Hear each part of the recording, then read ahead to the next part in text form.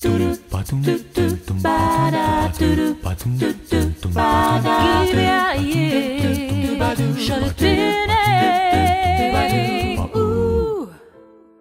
brangus radio klausytojai, laida Gyvieji šaltiniai su jumis ir šiandieną laidos vedėjas Arnoldas Macijošius. Aš viešiu Kaune ir mes kalbėsimės įvaikinimo tema, kaip įprasta kiekvieną pirmą mėnesio trečiadienį pakalbinsime mamas, tėčius ir tos žmonės, kurie padeda jiems tokiais tapti. Nes įtėvių klausimų mes turime vis tiek gauti mokymus ir patarimus iš žmonių, kurie tam yra parengti ir kurie tam tikrą prasme parengia mus. Ir aš prašysiu, kad mūsų laidos viešnios jos prisistatytų, papasakotų apie save, o kol jos ruošiasi, aš noriu pakviesti ypač kauniečius, kurie klausosi mūsų radio stoties ir šios laidos konkrečiai, tie, kurie domitės globa arba įvaikinimu, norite padėti vaikams gyvenime, tapti jiems šviesa ir atrama, ieškoti viešosios įstaigos vaiko ir tėvų centras Aš ir mes, telefonu 868437160 ir vaikų gerovės centro Pastogė, kurių telefonas yra 8600 75 334. Ir laidos metu mes pakartosime šios kontaktus. Primenu, kad skambinkite, jeigu domitės įvaikinimo, globos ir vaiko svečiavimuose namuose klausimais. Perduodu mikrofoną pašnekovėms. Šalia manęs yra Kristina Vilytė iš vaikų ir tėvų centro Aš ir mes. Labą dieną. Aš labai džiaugiuosi, kad šiandien dalyvauja svečiai iš vaikų gerovės centro Pastogė Dalia, kuri rengia įtėvius ir globėjus, veda jie mokymus ir dalyvauja dvi šeimos, kurios buvo parengtos vaikų gerovės centre Pastogė. Ir aš perduosiu mikrofoną Daliai. Dalia pakalbins šeimas, kurios nusiteikia pasidalinti savo patirtimis. Sveiki visi. Labai džiaugiuosi, kad į mūsų kvietimą pasidalinti savo patirtim iš tiesų sutiko tikrai nemažai šeimų ir šiandien mes turime svečiuose Andželiką ir Aistę. Žinau, kad jūs mielai dalinatės ir esant galimybei dalinatės su visais ir tikrai, manau, šiandien gali taipogi su radio klausytojais pasidalinti savo gražią patirtim. Ir Aiste, gal jūsų norėčiau paklausti pirmiausia apie apsisprendimą. Kaip apsisprendėt? Ar tai buvo sunkus žingsnis, reikėjo laiko? Kokie kilo klausimai, kokios baimės? Sveiki visi, mano vardas Aistė.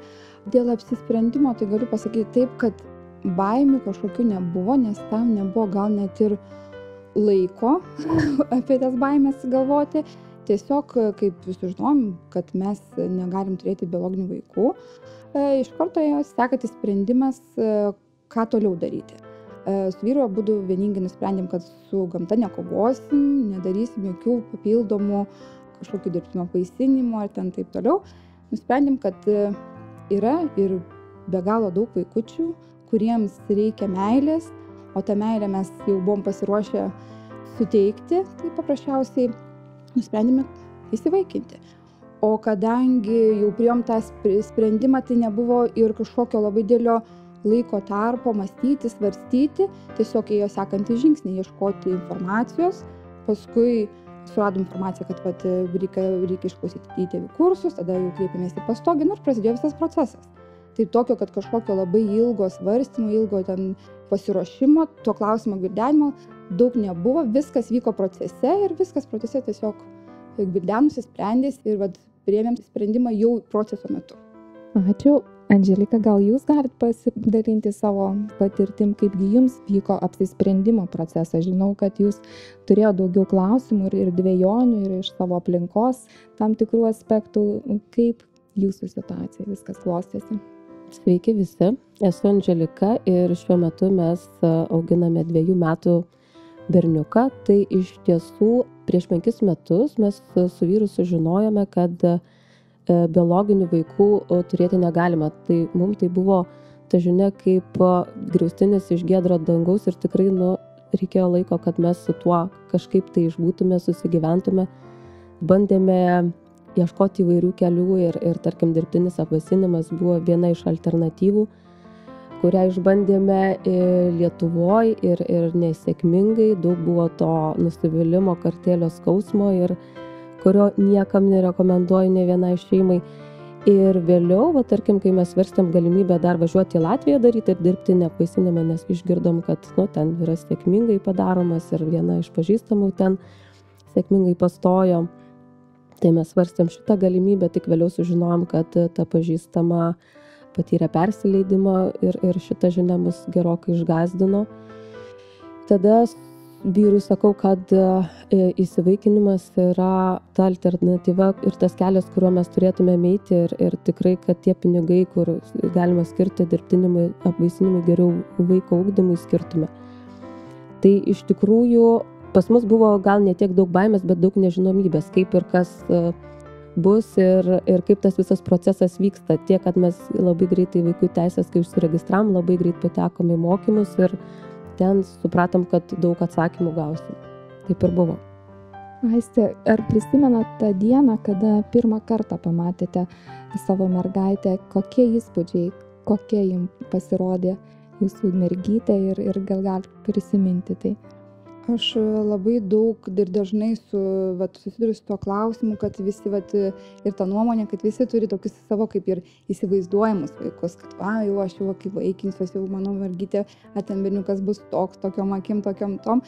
Aišku, ir mes su tą nuostatą važiavom, galbūt kažkokį jau vaizdą savo turėjom galvoje, bet kaip atėjom į vaikų namučius, ten paprasčiausiai galiu pasakyti, kad tas vien pamačius tų vaikų akis, vien pamačius tų vaikų visą būseną, tu supranti, kad jau nebe tas yra svarbu, kaip jis atrodys, bet jau iš karto įsijungia mamos instinktas ir tu galvoji, jeigu galėčiau ir visus juos pasimčiau, nes jiem reikalinga pagalba, jau čia nesisprendžia į to, kad jis būtų panašus į mus, bet sprendžiasi to, kad aš jau turiu jiem padėti, aš jau noriu jiem padėti, nes jau širdis jau šaukia. Tai kai pamatėme savo dukrytę, jinai tikrai nebuvo mūsų vaizdinio kopija, bet jau vien tas, jinai buvo ganėtinai vaikas nereikalaujantis dėmesio, jinai pamatė mus, truputėlį pabendravo, bet tuoj į šoną savo veiklą, nes jinai jau buvo metai su virš pabuvus institucijoje, tai jai jau automatiškai jau nelabai jau tie buvo poreikiai to greito prisirišimo. Tai jinai jau savo veiklas ir kažkaip nebuvo, bet mum jau išėjus iš vaikų namų, mes su vyru, nes turėjom jau kaip ir pasakyti atsakymą, mums pasiūlomas vaikutis jau kaip ir tiktų ir patiktų, mes jau su vyru susižvalgėm ir supratom, kad mūsų širdis jau su ja. Kad nieko kito ir nieko jau mes jau važiuodami, jau galvom, ką jin dabar darysiu, vakarė su Gule galvom, ką jinai čia veikia, ar jau miega, ar jau ją čia apklota, ar jau viskas, jau mūsų mintis buvo su ja. Tai galiu pasakyti, kad nereikia nieko įsivaizduoti, ar ten savo, kaip aš pasirinksiu, ar čia pajausiu mano, ne mano. Čia iškart, kai pamatai tą vaikutį, iškart supranti, kad tavo širdis prie jo prisiriša. Ir aš manau, kad vis tiek gyvenime, jeigu žmogus tiki Dievu, jis kiekvienam yra skirtas tas vaikutis. Mes turim 2 vaikučius ir atrodo, jie tikrai yra mūsų. Ir nieko kito, ir jie panašus į mus ir tikrai, sakau, tik nereikia kažkokios nuomonės ir baimės turėti, kad oi, gal jis nepritaps ar taps. Viskas įmanoma. Meilės dėka viskas įmanoma. Dabar paklausykime muzikos ir grįšime į mūsų laidą, kalbėsime su mamomis apie vaikučius, kuriuos jiems gyvenime teko įvaikinti.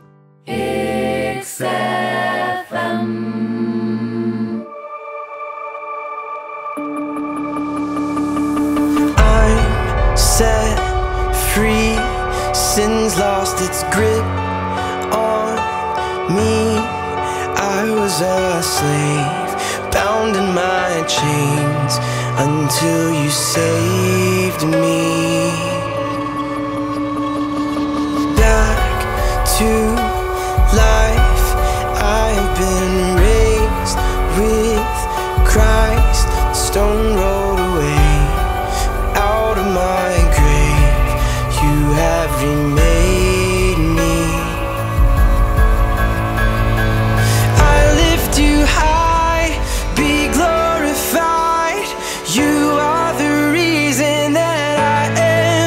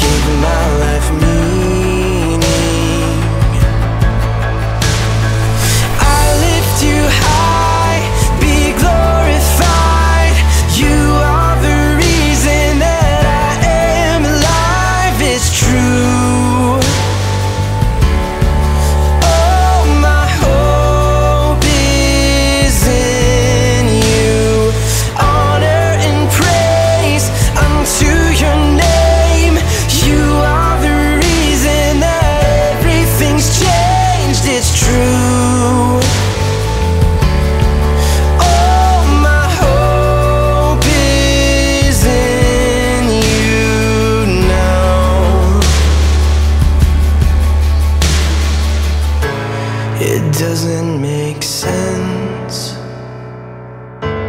Your mercy will never end.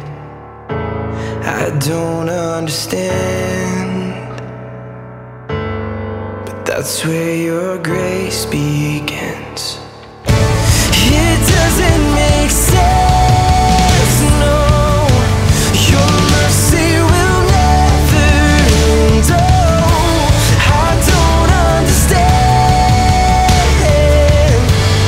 but that's where your grace begins.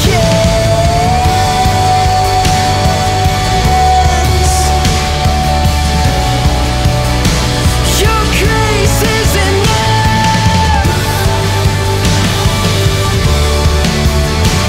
Your grace is enough, Jesus.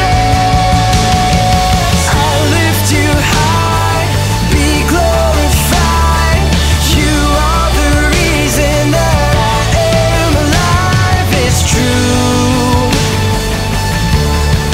All my hope is in you.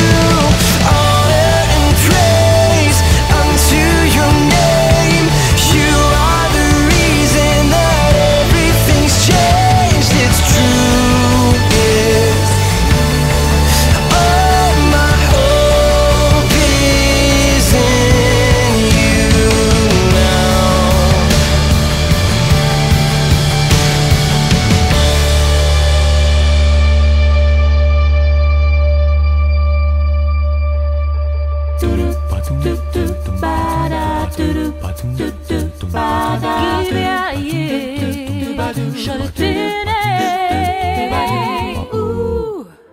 Grįžtame į gyvųjų šaltinių laidą ir kalbame šiandieną su moterimis iš Kauno, kursų vedėjomis, būsimiems globėjams ir rytėjams ir taip pat su 2 mamomis. Ir mes toliau paklausinėsime jas ir perduodu mikrofoną Vaiko gerovės centro Pastogė direktoriai Daliai, kuri vedė kursus mamoms, kad mamos papasakotų daugiau. Aiste, pasakot apie pirmą susitikimą su jūsų įvaikinta mergyte Vilte. Papasakokit apie susitikimą su jos broliuku, su Aironu.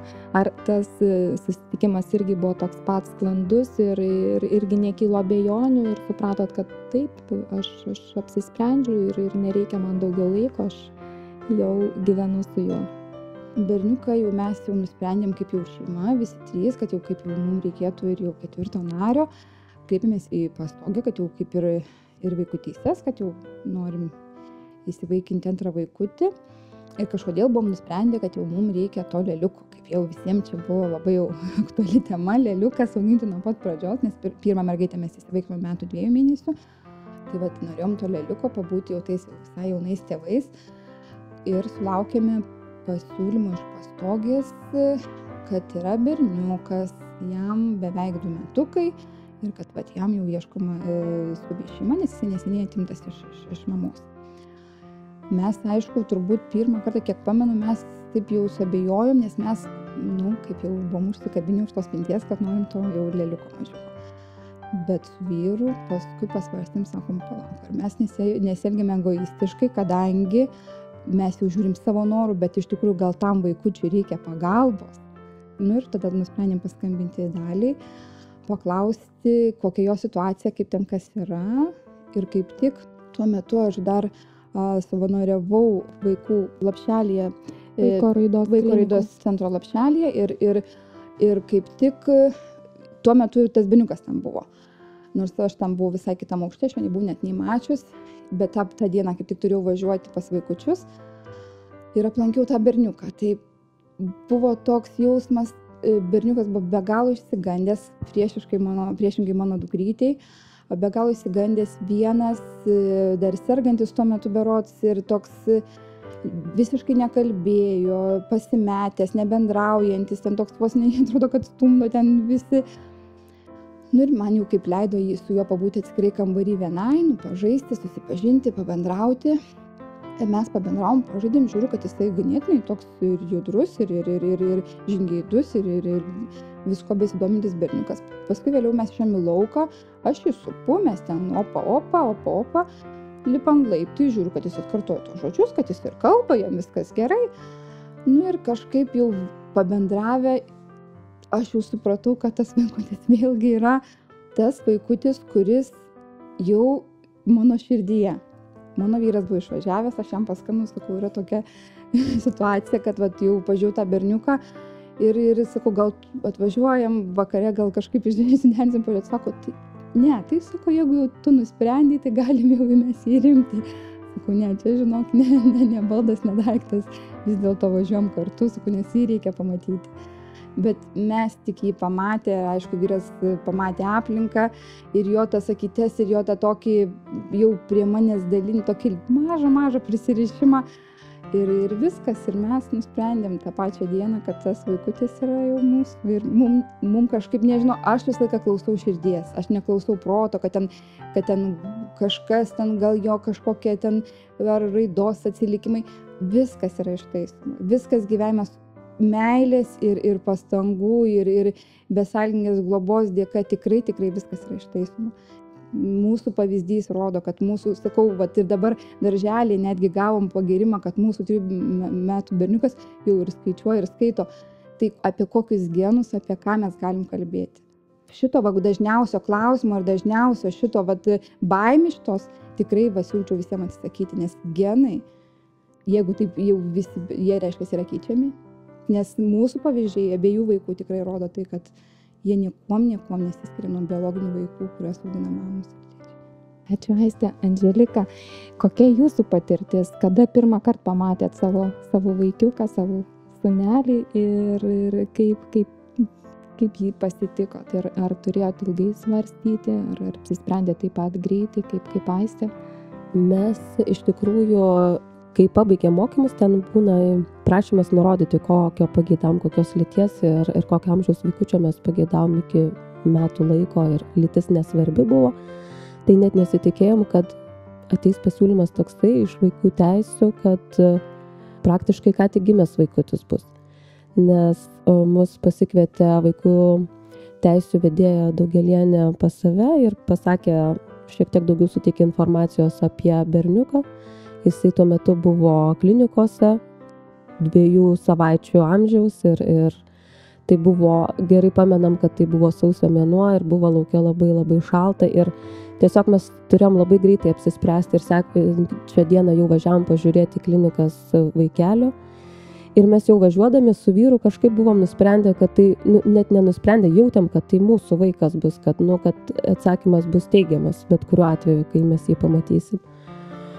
O kai mažylį pamatėm, man tai tiesiog buvo labai jautrus momentas ir kažkaip, jis toks mažiukas toj palatoj gulėjo šalia kitų lovelių ir tas lovelė tokia metalinė geležiniais turėklais, tai kažkaip net, tas momentas labai tikrai buvo jautrus ir su ašarom įėjau į palatą, paėmiau ant rankų iš karto, prisiglaudžiau ir kažkiek su vyru pabuvę šalia to vaikučio, tai mes jau tikrai pajutom, kad norim jį auginti.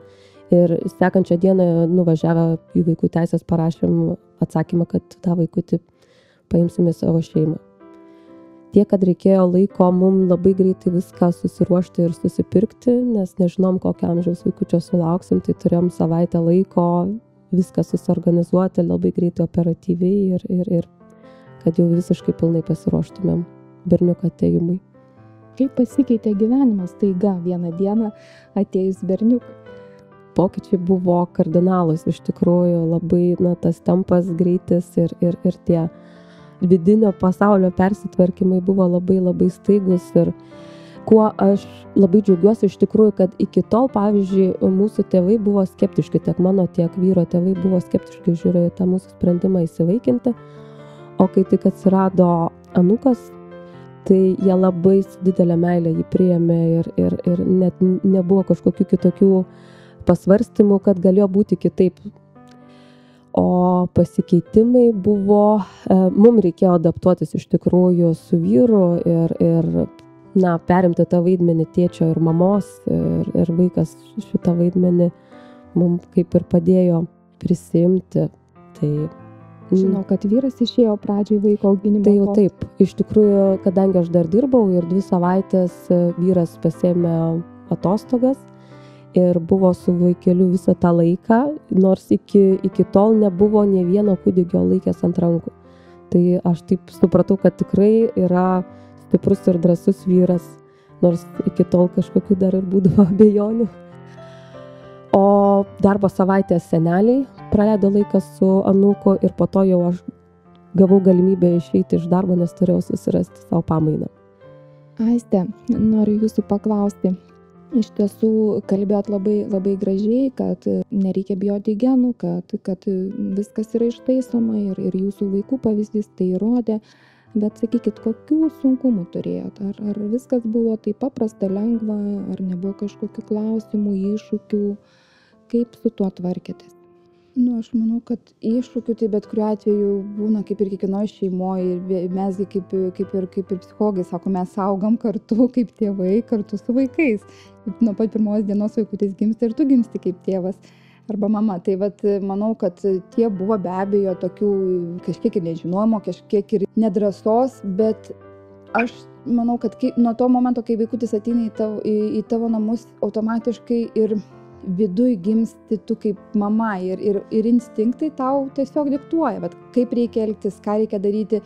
Buvo ir mes kaip Viltelė parsivežė mažą, tai jinai buvo pripratus institucijai pati save migdyti, tai būdavo galvytė į šonus ten sukinėja, kol užmiega, tai su vyrų pakaitom glostydavom, ramindavom, migdydavom. Visko būdavo, buvo ir jinai ir pririšumas ilgą laiką bėgdavo, nenorėtų apsikabinti, tokio meilės, tokios per daug neprisileido prie savęs, ko mes vėlgi norėjom jau ją tik tai apsikabinti, turėti, čiupinėti ir glamonėti, o jinai bėgdavo, jai to nereikėjo. Bet laikui bėgant viskas išsisprendė. Atvirkščiai buvo berniukas, jis kaip tik labai norėjo meilės ir toks glaustis, meilumas jo neišpasakytas buvo. Ir turėjom su dukrytė, turėjom ir ten kojytės buvo, ėjom, gydėm, vedėm masažus, darėm specialius pratimus. Su berniuku buvo kalbos raidos sutrikimai, ten reikėjo, vedėm pas logopedus. Taip, tokių dalykų būna, bet sakau, čia viskas yra išsprendžiama. Čia paprasčiausiai, kaip ir kiekvieniem tėvam, reikia atkreipti dėmesį vaiko raidą ir kaip kiekvienas kažkokių trūkumų turi ir juos įmanoma ištaisyti. Čia tai mūsų netgi iš mūsų kursų yra atvejais, kai mergytė buvo su širdies yda ir jai tiesiog iš meilės dėka viskas susitvarkė. Tai čia aš tai manau, kad tikrai tik tai reikia savęs nespausti, savęs kažkokių neužsidėti kažkokių tokių nuostatų ir rėmų, tiesiog atsiduoti meilę, atsiduoti vaikučio buvimui šalia ir viskas instinktyviai pasimato, pasijaučia ir tikrai viskas susitvarko. Padarykime pauzę mūsų pokalbėje apie įvaikinimą, paklausykime muzikos ir grįšime į mūsų laidą netrukus.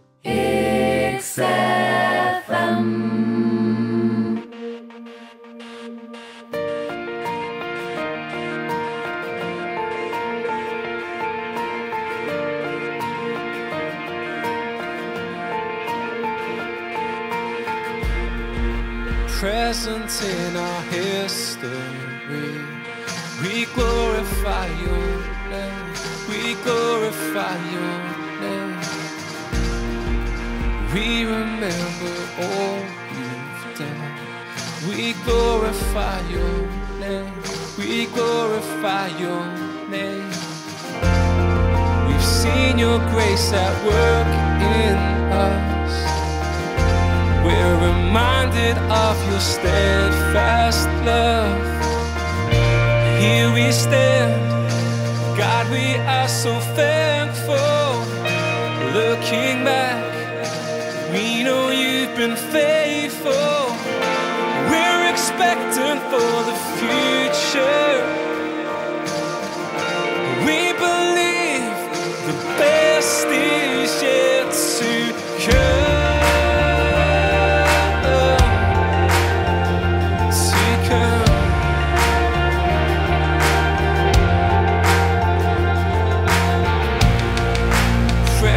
In our destiny, we glorify your name, we glorify your name. We know you have gone before, we glorify your name, we glorify your name. Spirit, lead us in your power. We want to see revival fire. Here we stand, God, we are so thankful. Looking back, we know you've been faithful. We're expectant for the future. We believe the best is yet to come. The best is yet to come.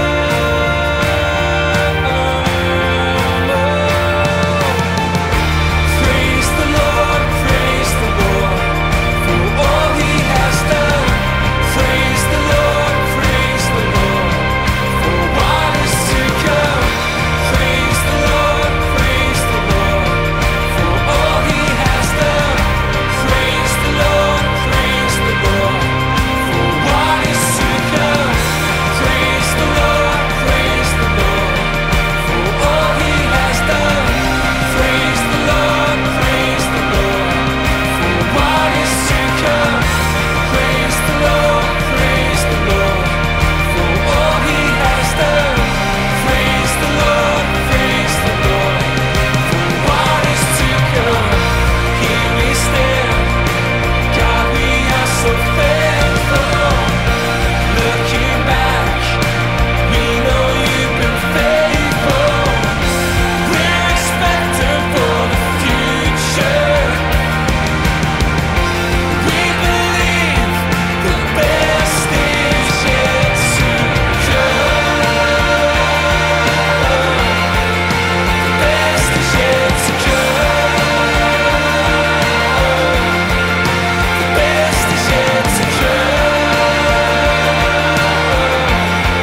The best is yet to Pasiklausėme muzikos ir tęsėme mūsų pokalbį apie įvaikinimą.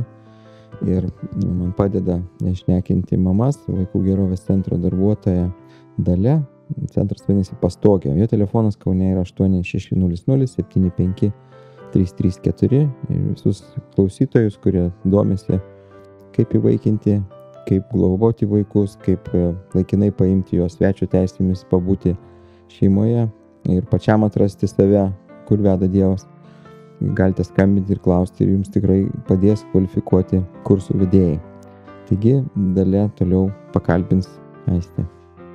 Aiste, norėčiau, kad pasidalintumėt savo patirtimi ir savo žiniomis apie įvaikintų vaikučių biologinius tėvelius. Ką žinot apie juos? Ar kalbate su vaikais apie tai?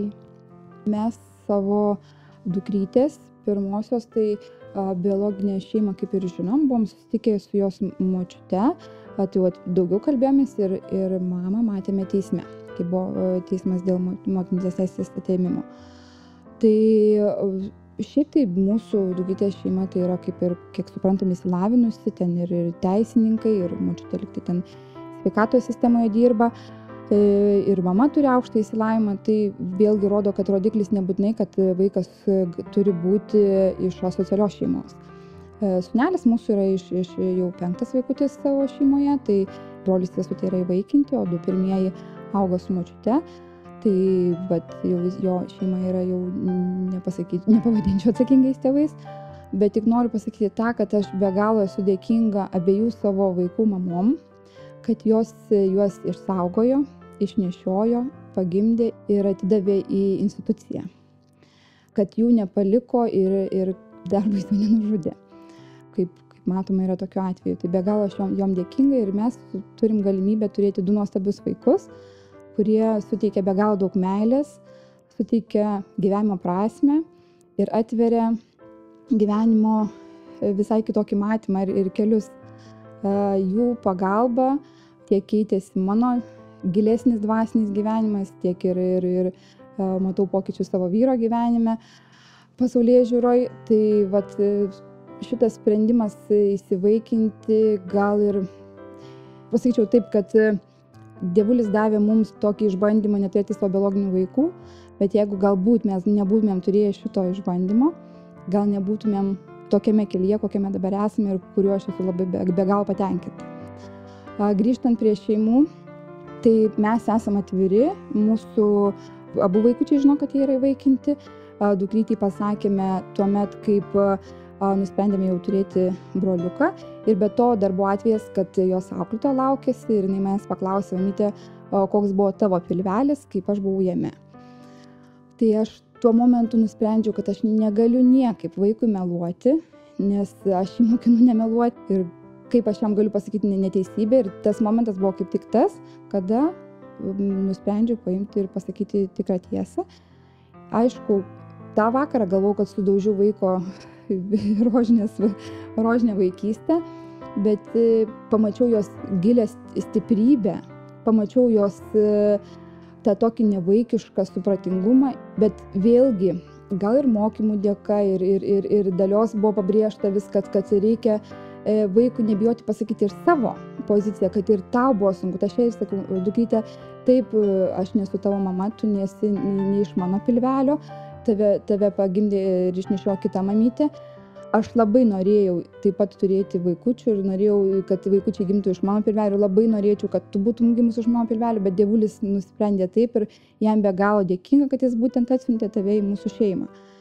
Tai manau, kad tuo momentu jinai suprato, kad ir man skauda, jai skauda, bet ir man skauda. Ir kad jinai nėra viena nuskriausta šitoj situacijoje. Ir mes po truputėlį, vis laiks nuo laiko, jai iškilo klausimų, jinai paklausė manęs, aš jai atsakau. Ir tai nėra jai tragedija. Taip, jinai vis man dabar vis pabrėžia, kaip gerai, kad Dievulis atsiuntė mane, ne, jeigu aš ją pagiriu, ten ką nors jau pasakau, kad kokia tu šaunuolė. Mama, tai kaip gerai, kad Dievulis atsiuntė mane pas jus į šeimą. Ir viskas, ir paprasčiausiai, jinai priėmė taip kaip normą, mes paskui dar pastogiai organizuoja įtėvių ir globėjų ten susiejimus. Aš jai pasakiau, kad va čia irgi šitie tėveliai, nėra šitų vaikučių biologiniai tėveliai, nei iš tų mamyčių pilvelių jie yra. Ir kažkaip jinai viską priima natūraliai, kaip ir normalu, o broliukas automatiškai auga toj žinioj, toj kalboj, jam tiesiogiai dar nėra, nes jisai net ir nekilo jam klausimų kažkokių, jam nėra pasakyta, bet jisai atvirai apie tai kalbama ir jisai, manau, kad ateis tas amžius ir jisai sužinos ir jam bus natūralu, nes mes to neslėpiam, nes čia nėra gėda, čia yra džiaugsmas, čia yra, sakau, Dievo palaima, kad mes gal nes jie be galo suteikia daug meilės ir daug šilumos ir pas juos, gal sakyčiau, meilės bomba tiesiog iš jų trykšta ir tik tai reikia juos suprasti, priimti ir jų nebijoti. Dėkui, Aiste. O kaip reaguoja aplinkiniai, žinodami, kad jūsų vaikai yra įvaikinti? Ar sulaukėt palaikymo, paramos, supratimo ar priešingai? Mes nuo to laiko, kaip jau apsisprendėme, iki to laiko, kaip jau abu vaikučius pasiėmėm, tai gal buvo pačioj pradžioj keli žmonės, kurie pasakė, kad jau po fakto pasakė, kad mes abejojome, ar gerą sprendimą iš priėmėt dėl įvaikinimo, bet mes sulaukėm tik tai visų teigiamos reakcijos, palaikymo ir pagirų, net kartais kažkaip atrodo, kad per daug čia mūsų gyrė ir liaupsna, atrodo, nieko čia mes labai tokio ypatingo nedarom, kad čia natūralu ir taip ir turi būti. Bet tikrai nesulaukėm nei iš vieno žmogaus tokio tiesioginio pasakymo, kad kodėl jūs šitą padarėt, ar jūs šio nebijot. Buvo visi tos genų baimės. Sakau, visiems ta genų baimė, kas čia, o jūs nežinot kokie čia, bet čia yra problema žiniasklaidos, kadangi mes žiniasklaidoje nesulaukėm nei vieno teigiamo, vien tik tai neigiamybės, vien tik tai neigiami pavyzdžiai, mes nesulaukėm teigiamų pavyzdžių. Ar nepapuola, ar paprasčiausiai niekas neskleidžia tos teigiamos informacijos apie tą teigiamą įvaikymą, tos teigiamus potyrius ir tos teigiamus atvejus. Nes vien ištisai girdi, kad oi, ten gali jūs ir vos nenužudyti, ten būna, kad atsisako, ten būna, senelius ten primuša vėl, vis tokie atvejai, bet iš tikrųjų, tai kaip tu išauklėsi, ką tu tam vaikui duosi, toks ir išauks. Ar jisai tavo biologinis vaikas, ar jisai įvaikintas, ar jisai globojamas. Vaikas ima modelį šeimos. Ką tu duosi pats, tą ir turėsi. Aiste, ką pasakytumėt tiems, kurie be genų baimės dar bijo ilgo įvaikinimo proceso, ilgų procedūrų, ilgų mokymų, krūvos dokumentų, kuriuos reikia surinkti? Aš šitų klausimų turiu vieną ir trumpą atsakymą. Mama vaikučio laukėsi 9 mėnesius. Jinai laukėsi, jinai tam ruošėsi, jinai tam skaito literatūrą, mokinasi ir perkasi daiktus ir taip toliau. Tai lygiai taip pat ir čia. Tai vaikutis yra ne daiktas, mes jam turim pasiruošti, mes turim atsakyti savo į klausimus, mes turim pasiruošti, tai mes turim susipažinti su problemomis, kurios gali būti sutiktos viso proceso metu. Kitas dalykas, taip, ir be to ir vaikutis jo nepaduos belė kokiam žmogui. Vis tiek, kai turi pažiūrėti jo į praeitį ir visas ir sveikatos būklę. Aš tai pritariu, kad tai turi būti. Taip, kartais mes susidurėm su kai kuriuom tam biurokratiniam tom eilėm ar kažkuo tai, bet visas procesas, kaip dabar vyksta ir mokymai, ir dokumentų, ir sveikatos, aš manau, kad jie turi būti, nes vaikutis yra nedaiktas, jis turi patekti į tikrai apsisprendusios šeimos rankas. Ką palinkėtumėt kitiems, kurie svarsto, abejoja, galvoja, bet nesiryžta? Man iš karto ateina ta mintis klausyti savo širdies, neklausyti nuomonės aplinkinių, neklausyti nuomonės žiniasklaidos, neskaityti straipsnių, neskaityti atsiliepimų, ten baimių kažkokių savo nesudaryti, paprasčiausiai klausyti savo širdies. Jeigu tau užtenka meilės, esi pasiruošęs meilę dalinti su kitu, visą kitą išspręsi. Meilė išsprendžia viską. Meilė, globa išsprendžia visas ir sveikatos, ir emocinės problemas. Dėkojame Aistei ir paskutinę laidos dalį išgirsite po muzikinės pauzės.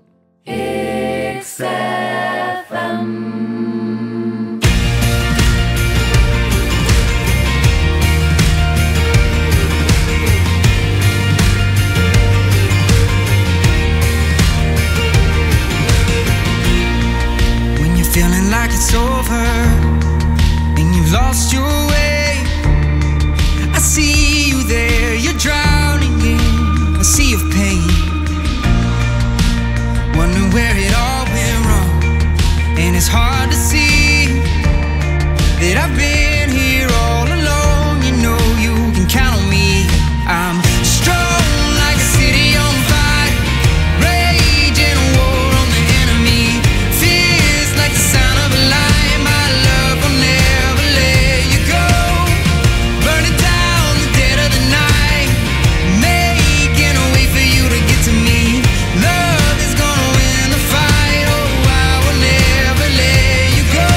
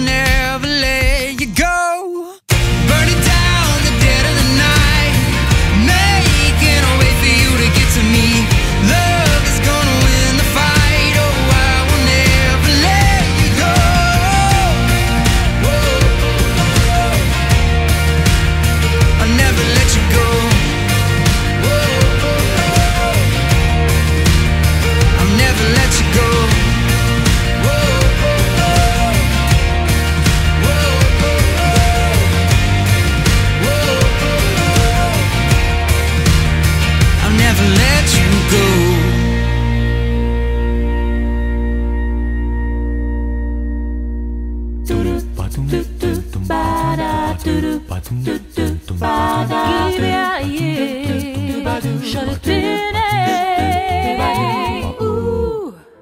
Ir laidos baigiamoji dalis apie įvaikinimą pasidalins savo mintimis Andželika, o klausimus jai užduos Vaikų gerovės centro Pastogė darbuotoja Dalia. Andželika, gal galit pasidalinti, papasakoti apie sunkumus? Iš tiesų, pradžioje laidos kalbėjote apie tai, kaip vyko priėmimas vaiko, adaptacija. Ar susidūrėt su sunkumais, su problemom, kaip jas sprendėt? Kaip ir pradžioje minėjau, tas pirminis laikotarpis, kai patiems reikėjo persiorientuoti iš darbo ir man, tarkim, iš darbinės aplinkos ir pereiti prie mamos vaidmens, tai gal buvo šitas momentas toks sunkiausias. O kalbant apie visą procedūrą, procesą, apie patį įvaikinimą, viskas vyko taip sklandžiai. Tiesiog idealus tas variantas buvo, kad mama iš tikrųjų vaikučio atsisakė vos jį pagimdžiusi, net nenorėjo pasižiūrėti jį gimusi, tai buvo Kauno klinikose. Mes nukeliavome į teismą, tai jau buvo dokumentai visi sutvarkyti ir mamos irgi netgi nematėm. Ir iš karto atsakymą gavom teigiamą, kad taip galime įsivaikinti ir tas įvyko kaip ir idealiu laiku, kaip ir buvo pasakyta, kad tiek laiko užtrunka 3 mėnesiai, 4 mėnesiai, jau mes buvom paskelbti tėvais po 4 mėnesių. O pats vaikučio auginimas, jo prieraišumo formavimasis, kaip vyko? Iš tikrųjų, tas pirmas pusmetis buvo, galima sakyti, itin lengvas, nes kai mes pasiėmėm mažiuką, tai jisai buvo dar to amžiaus, kai labai daug miegodavo ir daug valgydavo. O po to, jam augant didyn, tai mes tiesiog su vyru ugdomės kantrybę. Vaikas mums padeda ugdytis kantrybę, nes jisai yra labai aktyvus. Kitaip negu mes su vyru iš tikrųjų, tai mes vis bandom prie jo derintis, prie jo nuomonės, nes jisai yra, kaip mes sakom, sveikai aktyvus ir turintis savo nuomonę ir žinantis, ko nori. Tai mums yra didžiausias iššūkis ugdytis tą kantrybę ir leisti jam būti tokiam, koks jis yra. Manau, jums puikiai sekasi. Andželika, ar žino daugiau kažką apie mamą, nes minėjot, kad trumpas pirminis bendravimas, pirmos žinios, ar dabar kažką žino daugiau, sužinojot? Iš tikrųjų, tiek, kiek mums pasakė tada socialinė darbuotoja klinikose atskleidė apie mamą daugiau informacijos, tai tiek mes po šiai dienai ir žinom. Žinom, kad ir buvo ir baigus ir mokslus, ir dirbanti, tiek, kad slėpė nėštumą nuo visų savo giminaičių ir tiesiog mes, irgi esam dėkingi, kaip ir mano draugė Aistė sakė, kad dėkinga yra vaikučių mamai, tai mes irgi labai dėkingi, kad visgi išaugino savo pilvelėje mūsų sūnų ir pagimdė jį, tai reikalavo didelės stiprybės iš jos pačios, aš tą bandau suvokti. Tai dėl to mes esam dėkingi ir tą galimybę, kad mes galėjom tiesiog įsivaikinti nuostabų berniuką. Kada planuojat Gustui pasakyti apie tai, kad įsivaikintas, kaip tai padarysit? Iš tiesų laikomės tos nuostatos ir mokymuose, Pastogėje. Girdėjom, kad svarbu dalintis tiesa taip, kaip yra, be jokio melo ir vis tiek melas anksčiau ar vėliau jisai išaiškėja. Dabar, kol jisai yra mažiukas, 2 metų, mes sekam jam pasaką apie tai, kaip įsivaikino žvirbliuką ir jisai visai smagiai klausosi šitos pasakos ir taip jisai natūraliai girdi tą žodį įvaikinimas ir taip siekiam, kad tas žodis skambėtų aplinkoj. O pasakysim tada, kada jam natūraliai iškils klausimai su branda, su amžiumi ir kuo toliau, tuo daugiau pasakos. Andželika, Aistė minėjo apie mokymus, apie pasirengimo laikotarpį, kad jį vertina pozityviai, kad tai reikalinga, naudinga. Kokia jūsų nuomonė apie tai? Iš tikrųjų, aš esu irgi už tą trukmę, nors pačioje pradžioje, kai mes tik pradėjom tos mokymus, atrodė, kad tiek daug reikia surinkti dokumentų ir kad tiek daug paskaitų reikia atlankyti, bet jos visos yra būtinos. Pradėjus mokymus, ateina tas suvokimas, kiek klausimų iškyla, neaiškumų tokių. Ir vėliau reikia to laiko susigulėti tą visą informaciją vidun, pabūti su savim, su emocijom, susitvarkyti galų gale aplinkai savo, pranešti iš tikrųjų, koks mūsų kentinimas yra. Ir panašiai. Ir aš esu už tą trukmę ir mūsų atveju tai truko vaikučio laukimas irgi, tarkim, užtruko 6 mėnesius, aš gal būčiau net ir už ilgesnę trukmę, kad, tarkim, tie 9 mėnesiai yra labai sveika, nes, tikrai susiguli ta visa informacija ir tas pasiruošimas toksai būna tvirtas ir nebejotinas. Labai daug išgirdom puikios informacijos ir ką dar norėjau padėkoti, kad yra tęstiniai mokymai jau įtėviam, kurie turi galimybę lankyti jau įsivaikinę savo vaikučius ir spręsti iškylančius klausimus toje pačioje pastogėje. Ką norėtumėt pasakyti kitiems? Ko palinkėtumėt? Iš tiesų, palinkėčiau, jeigu yra abejonių, ką daryti dėl vaikučio, o vaiko iš tikrųjų norisi, tai atsakyti savo į tą klausimą, dėl ko norisi vaiko, ar žmogus, šeimyna yra pasiruošusi dalintis, nes jeigu yra pasiruošusi dalintis, tai, kaip ir Aistė sakė, viskas yra įmanoma ir reikia tik tai žinoti tai, kad vaikai ateina ne duoti, o imti. Ir tėvai yra tie, kurie gali išduoti ir meilę, ir šilumą vaikučiui. Ir vaikas visada auga panašus į tuos žmonės, kurie jį augina. Tai yra į tėvius, globėjus.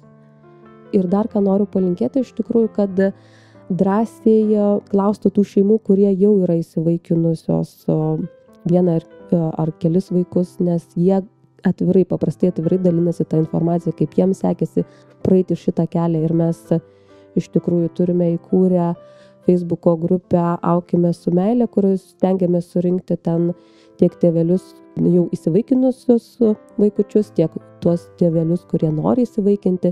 Būrėm ten ir specialistų komandą, kad galėtų atsakyti į įvairius tėvų kylančius klausimus. Tai mes darome su mano kolegė Aiste, kuri prieš tai kalbėjo. Ir netgi turim tokių minčių organizuoti gyvus susitikimus su tais žmonėmis, kurie dar sprendžia įvaikinimo klausimą ir turi begalės klausimų. Dėkuoju Andželikai, dėkuoju visoms laidos dalyviams ir primenu, kad šios laidos įrašą galite klausytis šios savaitės sekmadienį 15 val.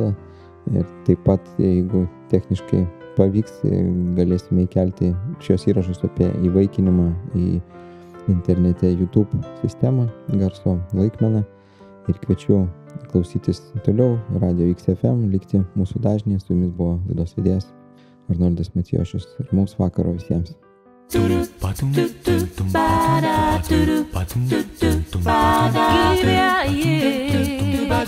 Give